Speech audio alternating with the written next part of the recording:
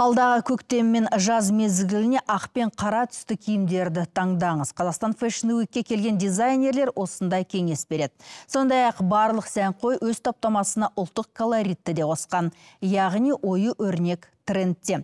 Осылайша елімізде сән апталығы биыл 32-ші рет ұйымдастырылып отыр. Оған Қырғызстанның шеберлері де қатысуда. Толығырақ жаңа топтамаларды көріп қайтқан тілшіміз Салтанат Шырынханның бейнематериалында. Сахна сыртындағы абыр-сабыр сән шарасының маңызды бөлігі. Шаштараз, әрлеушілер мен дизайнерлер қазір қызу дайындық үстінде. Өйткені үздіксіз ізденістің нәтижесін көрсететін сәт бүгін. Яғни сәнқой бикештерге осы жылдың көктем мен жазына арналған топтамалардың түр-түрі ұсынылмақ. Биылғы сән апталығының безендірілуі де ерекше. Үнемі шетелдік стильде әсемделетін подиумға бүгін ұлттық нақыш берілген. Сондай-ақ подиумның ұзындығы 200 метр. Ұйымдастырушылар бұл Қазақстан Fashion Week'тің 32 жылдық тарихындағы рекорд екенін айтады.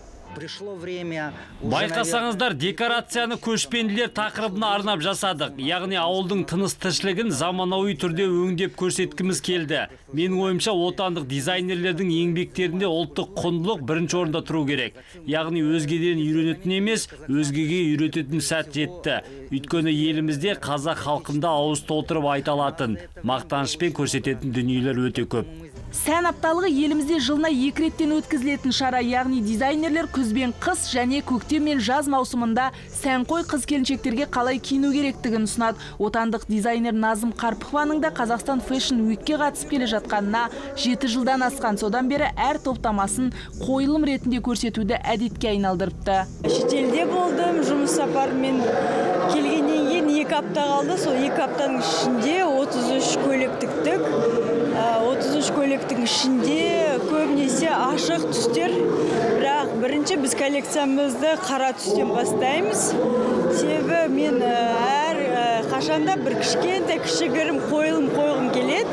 Бұл қойылым бір әйелдің өмірі жайлы, өзінің бір ғұмыры туралы айтылған топтамамыз. Яғни дизайнер әйел ғұмырының әр кезеңін көйлектерінің түс арқылы сөйлеткен. Алғашқы қара киімдер қайғыны білдірсе, артынша оны бірте-бірте жеңгенін ашық түсті образдармен суреттепті. Ал Қырғызстаннан келген дизайнер Залкар Аскаралиевке әр туындысы аян арқылы келеді екен. Сөйтіп, ұйқыдан ояна сала шебер түсінде көргенін қағаз бетіне түсіреді.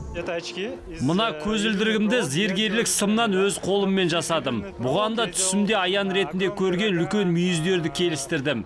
Бүгінгі топтаманың осылайша атауы аян. Бұған дейінгі түсімде деген көйлектерінің жалғасы. Осылайша тынық ұйқыда жатқанда пайда болған туындыларым сән апталығының 2-ші күнінде қазақтың сән сүйер сылқымдарына ұсынылатын болады. Қазақстан Fashion Week'ке қатысушылардың ең кішісі 16 жаста. Үлкен подиумға шығуға Қырғызстан мен Ресейден де жас қыздар іріктеуге қатысыпты. Дизайнерлер биыл ұлттық нақыштағы және ақ пен қара араласқан классикалық үлгідегі киімдер сәнді екенін айтады. Салтанат Шырынхан, Вячеслав Тимофеев, КТК, Алматы.